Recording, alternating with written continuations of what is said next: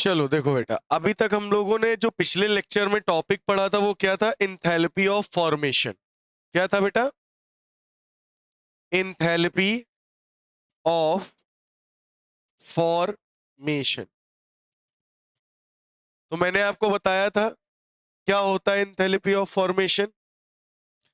कितने amount of heat absorb हो रही है या कितने अमाउंट ऑफ हीट रिलीज हो रही है 1 मोल कंपाउंड को बनाने के लिए। किससे किससे 1 मोल कंपाउंड हम लोग बनाते हैं? उनके नेचुरल स्टेट वाले कॉन्स्टिट्यूएंट एलिमेंट से। तो नेचुरली अकरिंग कॉन्स्टिट्यूएंट एलिमेंट से 1 मोल कंपाउंड बनाने में 1 मोल कंपाउंड बनाने में जितनी भी हीट एब्जॉर्ब होती है या जितनी भी हीट रिलीज होती है उसे क्या कहते हैं? Enthalpy of formation. ठीक है, तो ये कहानी हमने आपको बताई थी कि एंथैल्पी ऑफ फॉर्मेशन क्या होता है।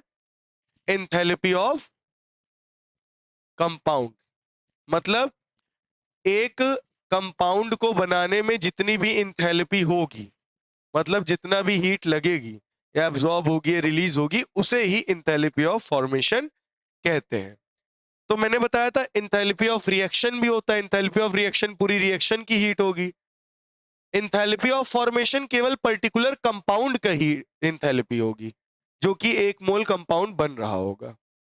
जैसे कि मैं आपको एक एग्जांपल देता हूं, हाइड्रोजन प्लस क्लोरीन। ये नेचुरली अकरिंग कॉन्स्टिट्यूएंट्स है, एलिमेंट्स है, जिनको जिनको मिलाकर मैंने क्या बनाया? Hydrochloric acid.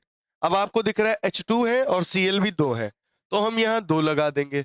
अब यहाँ जो कंपाउंड बना है वो 2 मोल HCl बना है, लेकिन डेफिनेशन क्या कहती है? 1 मोल।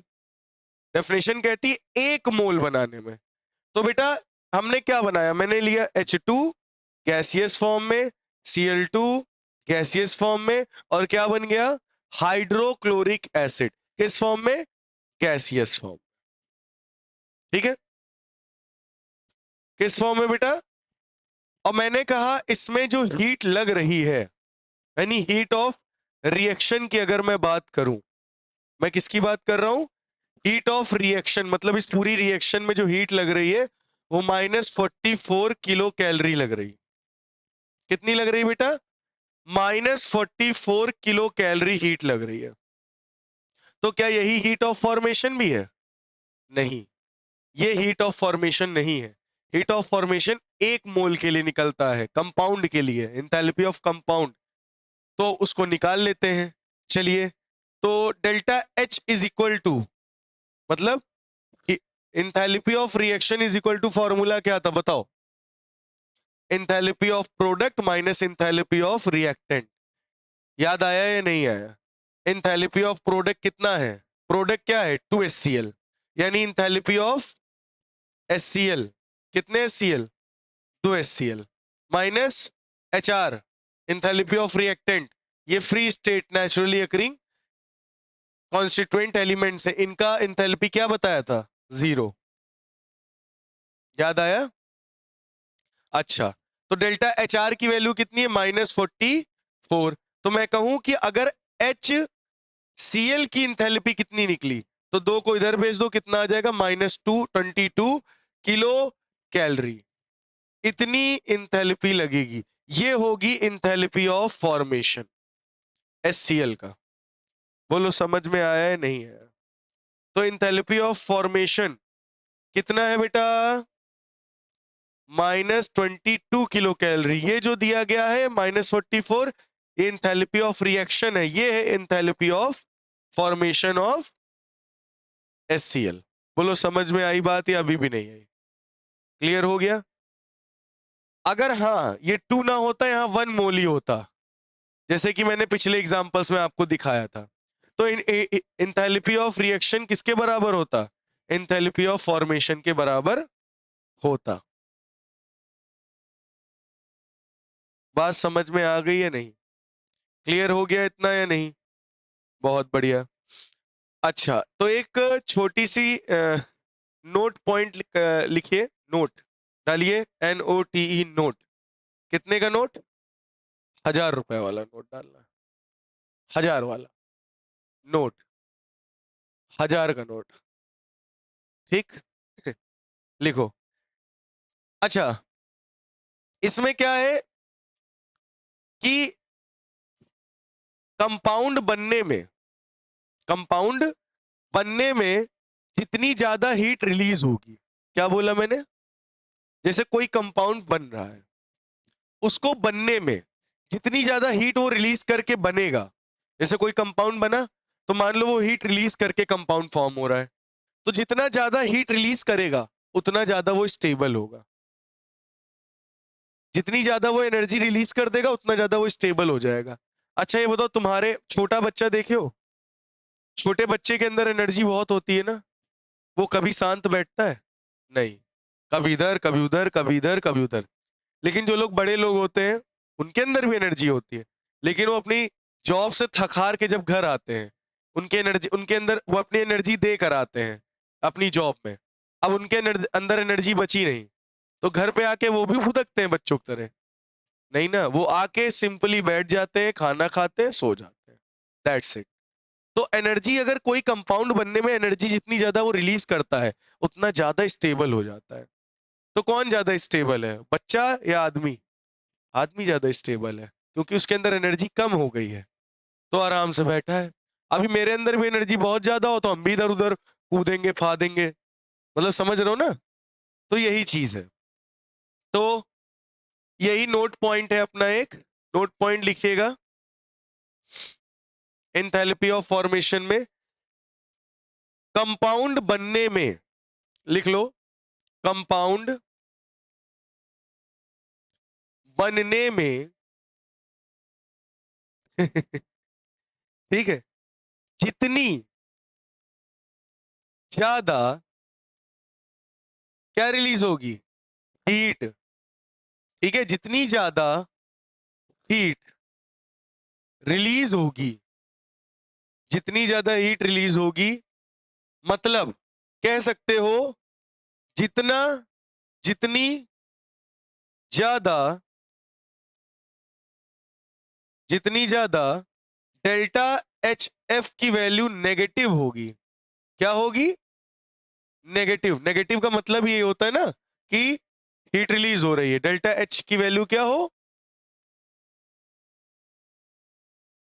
जितनी ज्यादा हीट रिलीज होगी, या फिर कॉमा, और कॉमा, या फिर जितनी ज्यादा डेल्टा एच की एच एफ की वैल्यू नेगेटिव होगी, कंपाउंड क्या होगी, नेगेटिव होगी, कंपाउंड, बोलो कंपाउंड उतना ही ज्यादा स्टेबल होगा।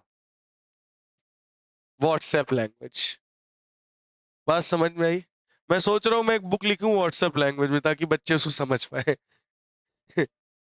क्या कहते हो, बात समझ में आई? टॉपिक्स, कंटेंट बहुत है। बात समझ में आई या नहीं आई? क्या बोला गया कि कोई भी कंपाउंड बनने में जितनी ज्यादा एनर्जी यानी हीट रिलीज होगी, या जितनी ज्यादा उसकी एंथैल्पी की वैल्यू नेगेटिव होगी, उतना ज्यादा वो कंपाउंड क्या होगा, स्टेबल होगा। बोलो समझ में आ गया या नहीं? पक्का?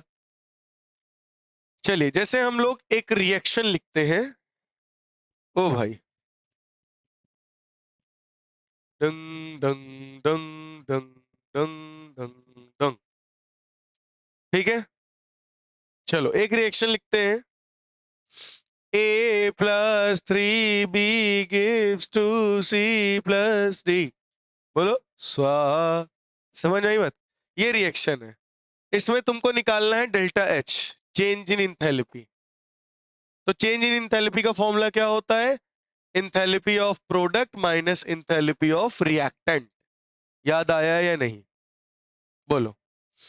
अगर मैं आपसे कहूं डेल्टा एच एफ आपको दे दिया जाए, मतलब enthalpy of formation directly question में दे दिया जाए, जैसे पिछले वाले में क्या हुआ था बताओ, इसमें एंथैल्पी ऑफ रिएक्शन दिया गया था, एंथैल्पी ऑफ फॉर्मेशन हमने निकाल लिया एक मोल कंपाउंड का, क्योंकि एक ही मोल का निकलता है वो। तो मैंने कहा अगर मान लो अब हम तुमको डायरेक्टली अगर एंथैल्पी दे दें, enthalpy of formation her compound की, तो चेंज इन एंथैल्पी कैसे निकालोगे? तो देखो सबसे पहले क्या रखना है, एंथैल्पी ऑफ प्रोडक्ट। प्रोडक्ट में कौन कौन दिख रहा है, 2C प्लस डी, तो आप क्या रख दो, 2 times of enthalpy of formation of C plus 1 times of enthalpy of formation of D. ये हो गया एंथैल्पी ऑफ प्रोडक्ट, माइनस एक फॉर्मूला और बन रहा है, ठीक है, एंथैल्पी ऑफ रिएक्टेंट। रिएक्टेंट में क्या लिखोगे, बोलो, 3 times of enthalpy of formation of B plus 1 times of enthalpy of formation of A. बोलो बात समझ में आई या नहीं आई? इसको क्या कर दो तुम, क्लोज। बात क्लियर हो गई? तो एक फॉर्मूला आपके पास और निकल आया है, enthalpy of product minus enthalpy of reactant के अलावा अगर डायरेक्टली आपको एंथैल्पी ऑफ फॉर्मेशन दे रखा हो न्यूमेरिकल में, तो आप ये फॉर्मूला लगाइएगा, आपका आंसर आ जाएगा। ठीक है, प्रोडक्ट की enthalpy of formation minus reactant की एंथैल्पी ऑफ फॉर्मेशन, आपका क्या निकल आएगा, एंथैल्पी ऑफ रिएक्शन। चलिए इसी पे बेस्ड हम एक न्यूमेरिकल करके देखते हैं ना, तो इसको नोट कर लीजिए, तो इस पे बेस्ड एक न्यूमेरिकल किया जाए।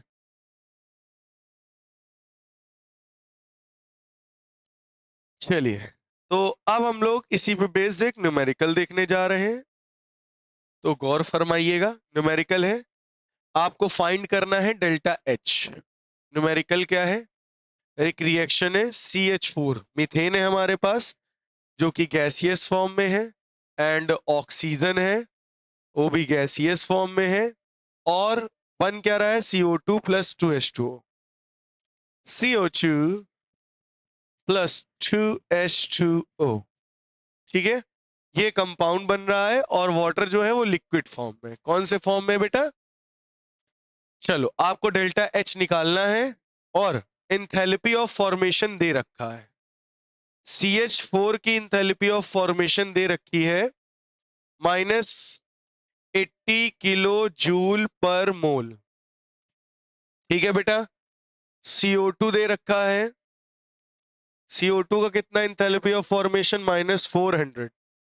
-400 किलो जूल पर मोल, और आपका किसका एंथैल्पी ऑफ फॉर्मेशन दे रखा है, वाटर का, जो कि दिया रखा है -300 किलो जूल पर मोल। आपको चेंज इन एंथैल्पी निकालना है, जिसका फॉर्मूला होता है enthalpy of product minus enthalpy of reactant. क्या आप लोग निकाल लेंगे, कंफर्म? चलिए तो निकाला जाए। तो एंथैल्पी ऑफ प्रोडक्ट में क्या दिख रहा है, CO2 और H2O।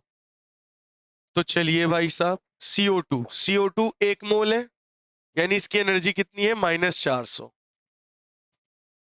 प्लस फिर H2O कितने हैं, 2 मोल, और एक H2O का कितनी एनर्जी है, -300, यानी 2 इंटू -300, यही था ना बेटा, 2 इंटू एंथैल्पी ऑफ फॉर्मेशन, फिर माइनस, भाई 2 मोल है ना पानी के, तो 1 मोल की एनर्जी थी 300, -300, तो 2 मोल की क्या होगी, 2 गुणे -300। अब एंथैल्पी ऑफ रिएक्टेंट की बात करते हैं, बोलो बेटा। तो CH4 की कितनी है, -80, और 1 मोल है, प्लस ऑक्सीजन है, ये फ्री नेचुरली अकरिंग स्टेट वाला है एलिमेंट, यानी इसकी एंथैल्पी कितनी हो जाएगी, खेला खत्म। ये कितना हो जाएगा, -400 -600 माइनस माइनस प्लस 80। बोलो समझ में आया? तो ये कितना हो जाएगा, 920 किलो जूल पर मोल। समझ में आ गया या नहीं? तो ये क्या आ गई, चेंज इन एंथैल्पी। बोलो समझ में आ गया? क्या आप सभी बच्चों को ये क्वेश्चन समझ में आ गया है? तो इसको नोट कर लीजिए आगे, फिर हम लोग बढ़े। समझ में आ गई बात? क्लियर हो गया? तो मैंने आपको बताया कि अगर एक मोल कंपाउंड की बात हो तब enthalpy is equal to change in enthalpy of reaction is equal to change in enthalpy of formation is equal to enthalpy of compound. ये सब क्या होंगे? एक दूसरे के इक्वल होंगे जब एक मोल की बात होगी। ठीक है? अगर एक मोल की बात नहीं होगी तब ये दोनों तो बराबर होंगे, बस ये निकालना पड़ेगा आपको कंपाउंड का। 2 मोल है तो 2 से डिवाइड कर देना इसको, 3 मोल है तो इसको 3 से डिवाइड कर देना, enthalpy of formation of compound निकल आएगा। तो हम लोग आगे बढ़ते हैं नेक्स्ट क्वेश्चन की तरफ। इसको हटा दिया जाए। हाँ, चलिए लिखिए। The heat of formation of, next question है द, ये क्या हो गया, the heat of formation of NH4NO3 ammonium nitrate. ठीक है, सॉलिड में है। किस में है? सॉलिड फॉर्म में। और कितनी एनर्जी रिलीज कर रहा है? -400 किलो जूल पर मोल। कितनी? -400 किलो जूल। कितनी एनर्जी? -400 kilo joule. बात समझ में आ गई या नहीं? क्या इतनी बात समझ में आ गई? एंड और क्या दिया गया है? Dose of, dose of N2O gas face form में है, प्लस ये एब्जॉर्ब कर रहा है प्लस 80 किलो जूल। और क्या दिया गया है? H2O, H2O लिक्विड फॉर्म में दिया गया है। इससे कितनी एनर्जी रिलीज कर रहा है? -300 किलो जूल। ठीक है, ये रहा पूरा आपका क्वेश्चन। ठीक है, और बना क्या रहा है? अमोनियम नाइट्रेट से बन रहा है N2O प्लस H2O। ठीक है, ठीक है, ये सॉलिड फॉर्म में है, ये गैसियस फॉर्म में है, ये लिक्विड फॉर्म में है।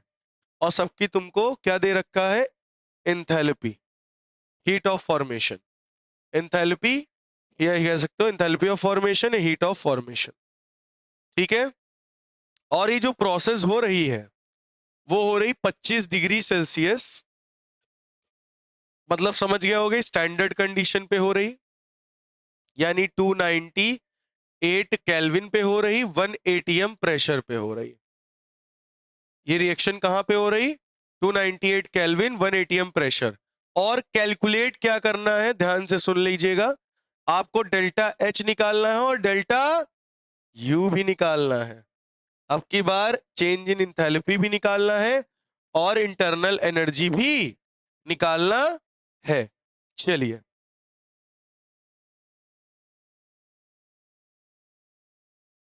चलिए करना का चालू करिए, जल्दी से करिए फिर मैं बताऊं।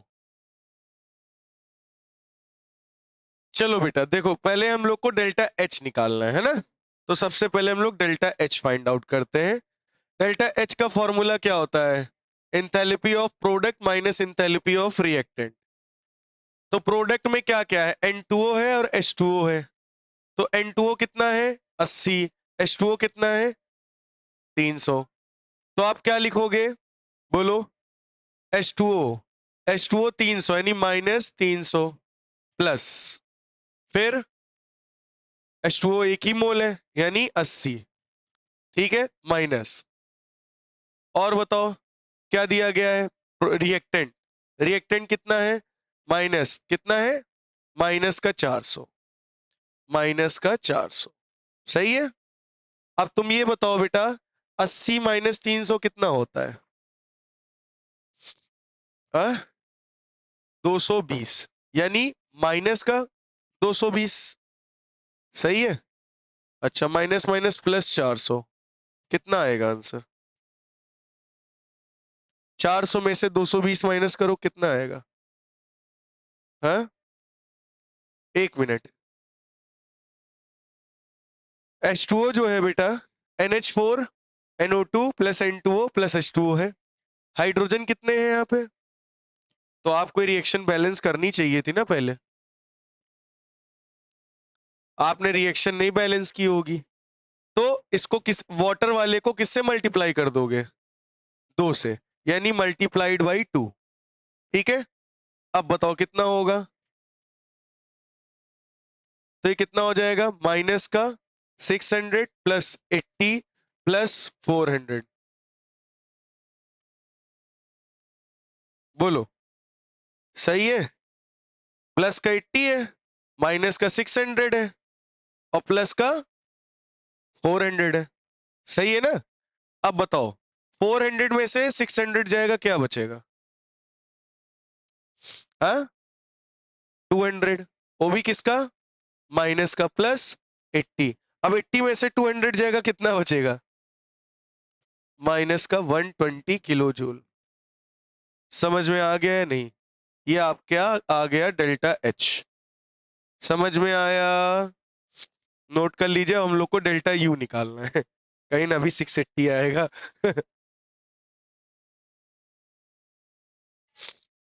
चलो, अब ये तो कर देख लेना ना रिएक्शन पहले करने से पहले, बैलेंस होती है तभी तो कर। हाँ तुम्हें तो बहुत कुछ लगता है, तुम्हारी कॉपी में सब लिखा है। 10th वाली है। अब डेल्टा यू निकालना है, चलो बताओ डेल्टा यू कैसे निकाला जाए? डेल्टा एच, हाँ बोलो।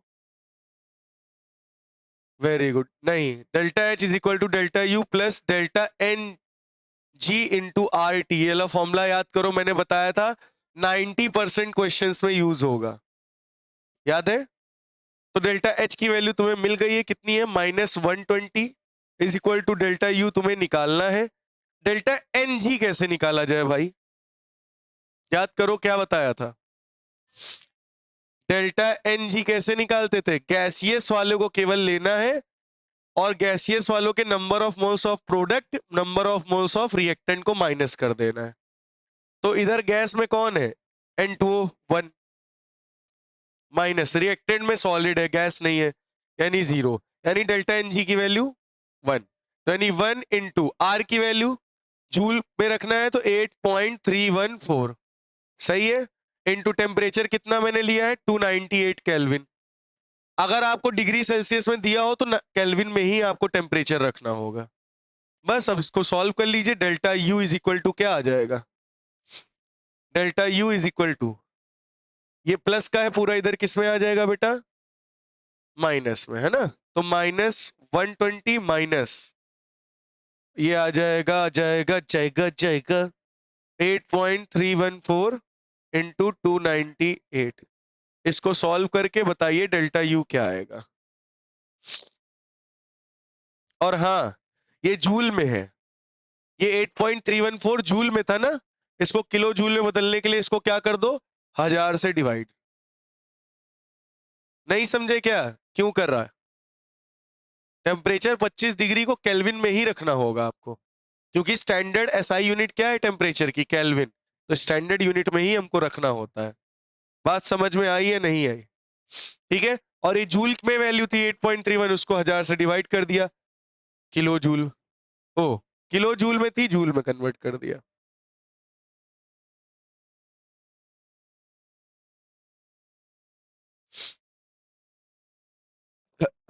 आर की वैल्यू क्या है बेटा? 8.314 किलो जूल पर मोल, ठीक है? जूल पर मोल केल्विन, जूल पर मोल केल्विन, ठीक है? तो जूल को हमने किस में कन्वर्ट कर दिया? किलो जूल में। इसको सॉल्व करके आंसर बताइए। हाँ, डेल्टा यू कितना आ रहा? -145, दैट्स इट। ये सॉल्व कर लिया पूरा, माइनस माइनस प्लस होगा, ये -120 और ये जो भी वैल्यू आएगी दोनों प्लस हो जाएंगी। ये सॉल्विंग में कितना आया? 8.314, बताओ। तो -120 माइनस ये पूरा कितना आ रहा है सॉल्व करने पे? 8.314 इंटू 298 अपॉन 1000।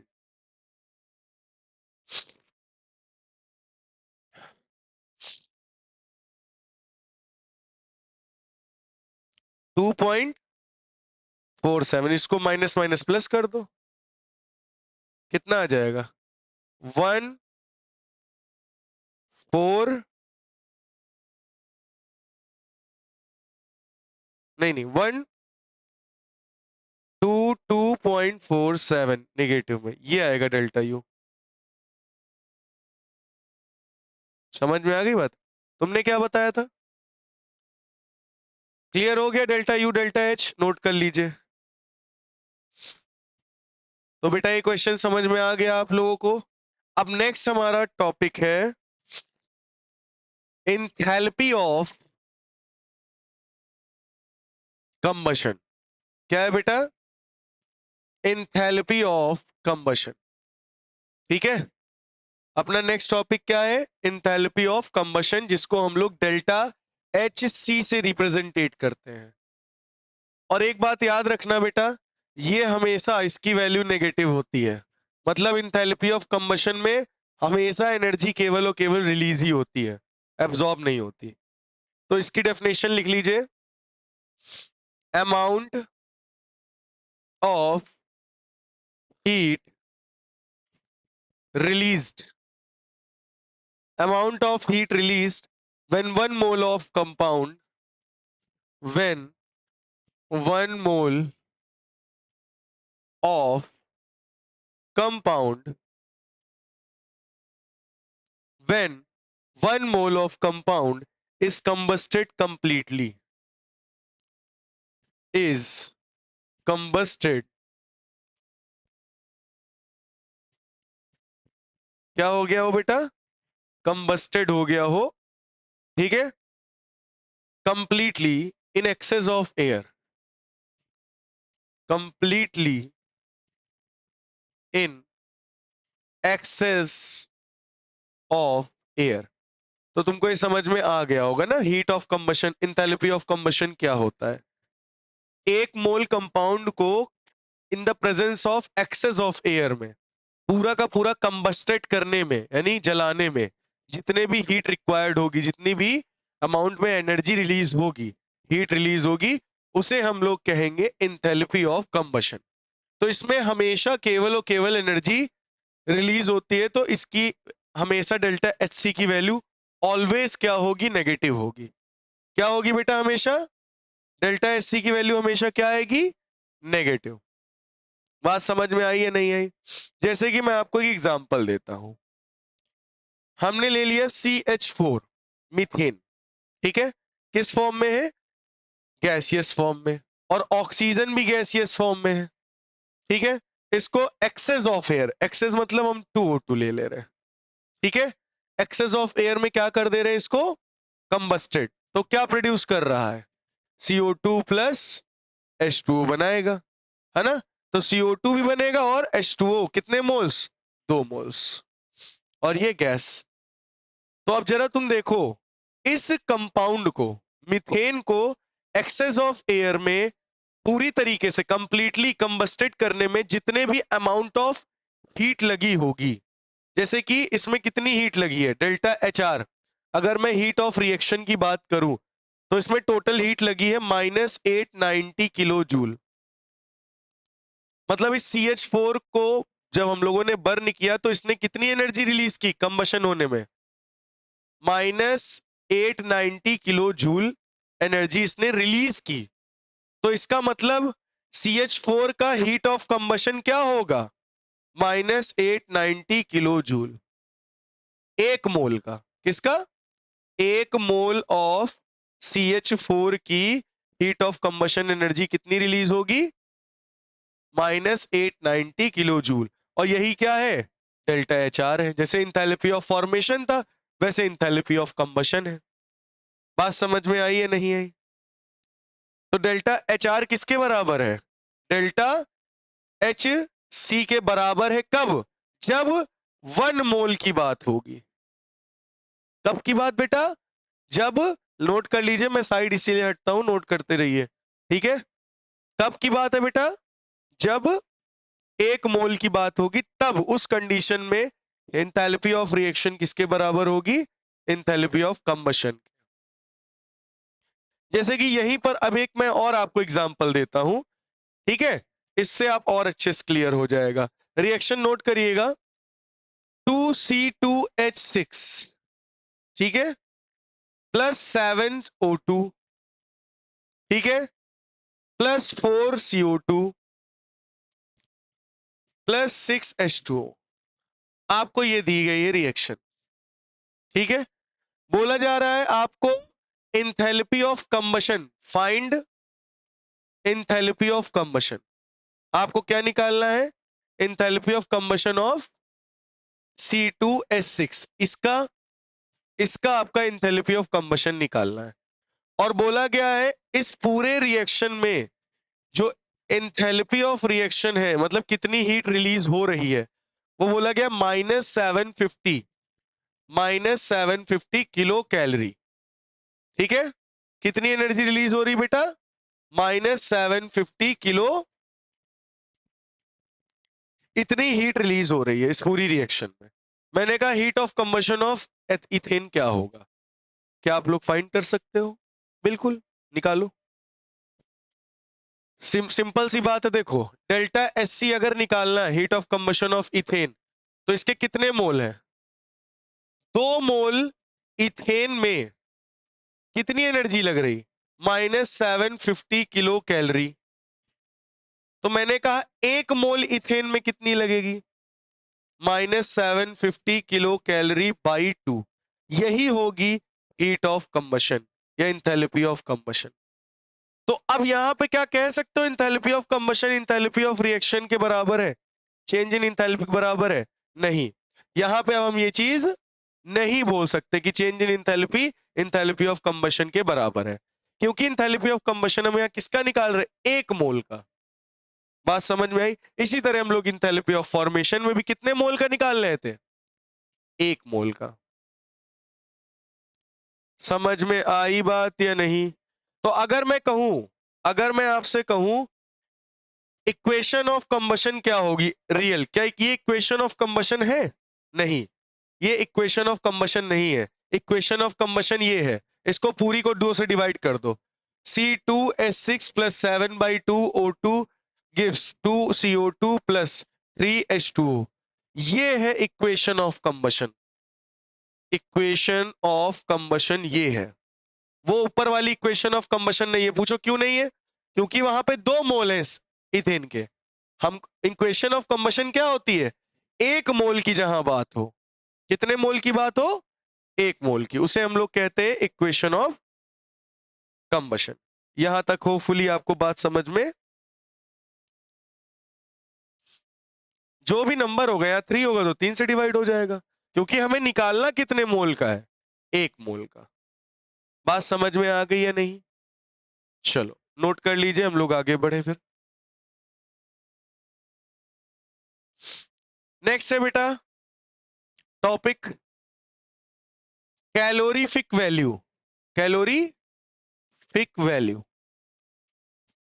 नेक्स्ट टॉपिक क्या है बेटा? Calorific value. कैलोरीफिक वैल्यू हमें क्या बताती है? कैलोरीफिक वैल्यू हमें बताती है विच फ्यूल इज बेटर। हमारे लिए कौन सा फ्यूल बेटर है? किसके सेंस में? In sense of energy.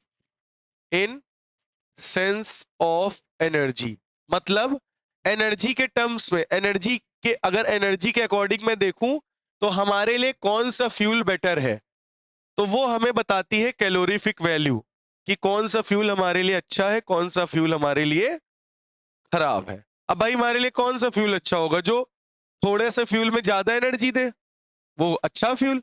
और जो ज्यादा में भी कम एनर्जी दे रहा, वो ज्यादा वेट होने के, ज्यादा लगाने के बाद भी कम एनर्जी मिलने, मतलब वो खराब फ्यूल है। समझे या नहीं समझे? तो कैलोरीफिक वैल्यू हमें क्या बताती है कि कौन सा फ्यूल बेटर है।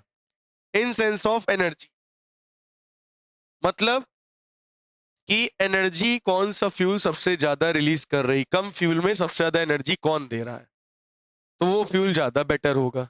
सही बात है या नहीं?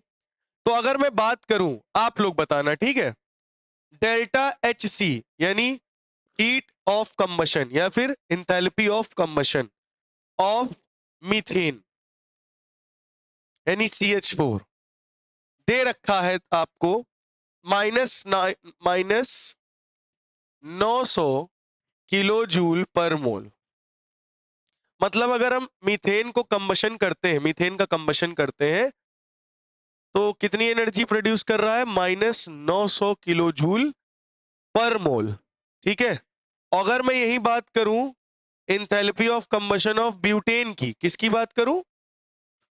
ब्यूटेन यानी C4H10 की, तो ये कितनी हमें मतलब इंथैल्पी ऑफ कंबशन दे रहा है?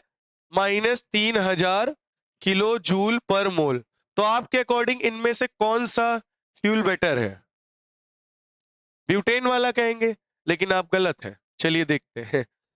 कैलोरीफिक वैल्यू ये थोड़ी ना है, ये तो पूरे का बता रहा है, एक मोल के लिए बता रहा। इसको समझते हैं, इसको हम लोग समझते हैं, ठीक है, समझिएगा। मैंने कहा एक मोल CH4 में कितनी एनर्जी रिलीज हुई? -900 किलो जूल पर मोल। यही बोला गया ना, एक मोल में कितनी एनर्जी रिलीज हुई? -900। तो एक मोल में अगर -900 हो रहा, तो मैंने कहा CH4 यानी कार्बन का मास कितना होता है? 12। हाइड्रोजन का मास 1 × 4 यानी 16, यानी 16 ग्राम CH4 में -900 किलो जूल एनर्जी क्या हो रही है? मतलब 16 ग्राम मीथेन लोगे तो उसमें कितनी एनर्जी रिलीज होगी? 16 ग्राम मीथेन लोगे तो -900 किलो जूल एनर्जी क्या होगी? रिलीज। मैंने कहा 1 ग्राम CH4 में कितनी, अगर 1 ग्राम मीथेन लू तो इसमें कितनी एनर्जी जाएगी? तो -900 divided by 16 kilo joule, divide मार लो। वो कितने टाइम से जाएगा? 4 4 जा 16 और 4 2 जा 8 और 0 और 4 5 जा 20। नहीं सही? नहीं सही भाई, 4 2 जा 8, 10 बचा ना? हाँ, तो 4 2 जा 8, फिर 10 बचा, फिर 4 2 जा 8, फिर 2 बचा। गलत हो गया ना? तो डायरेक्टली डिवाइड मान लो यार, कितना आएगा? -56.25 किलो जूल। समझ में आ गया? तो 2 8 जा 16, 2 4 जा 8, 9 1 10, है ना? 2 5 जा 10, 0, ये आया। 2 4 जा 8, 2 2 जा 4, 2 2 जा 4, 2 5 जा 10, है ना? 4 1 जा 4, 4 5 जा 20, 4 4 6 जा 24 और 0.45 जा, है ना? 4 2 जा 8, 4 5 जा, यानी 56.25। सही है, किलो जूल। तो ये बताओ 1 ग्राम CH4 में कितनी एनर्जी निकल रही है? -56.25 किलो जूल।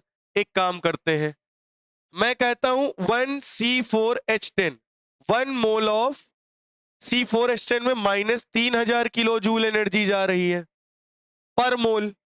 बोलो सही है नहीं? मैंने कहा ये कितने ग्राम होगा? तो C4 यानी 12 और गुणे 4, 48, और 48 + 10 58, यानी 58 ग्राम C4H10 रिलीज कर रहा है -3000 किलो जूल एनर्जी।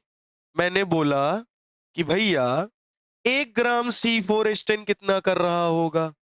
तो -3000 डिवाइडेड बाई 58 ग्राम, तो ये कितना आएगा? 51.5 7 किलो जूल एनर्जी रिलीज कर रहा है। अब बताओ तुम्हारे लिए कौन सा फ्यूल बेटर है? C4H10 1 ग्राम में कितना दे रहा है? 51। और मीथेन 1 ग्राम कितना दे रहा है? 56.25। तो मतलब मीथेन ज्यादा अच्छा है ना। तो तुम ये वैल्यू देख के मत बता देना। कैलोरीफिक वैल्यू ये होती है 1 ग्राम की। 1 ग्राम में कितनी एनर्जी रिलीज कर रहे हैं, 1 मोल में नहीं। यहां पे जो दिख रहा है वो 1 मोल में दिख रहा है। इसमें देखो 1 मोल में कम एनर्जी रिलीज हो रही, इसमें 1 मोल में ज्यादा एनर्जी रिलीज हो रही है, ऐसा आपको लग रहा है।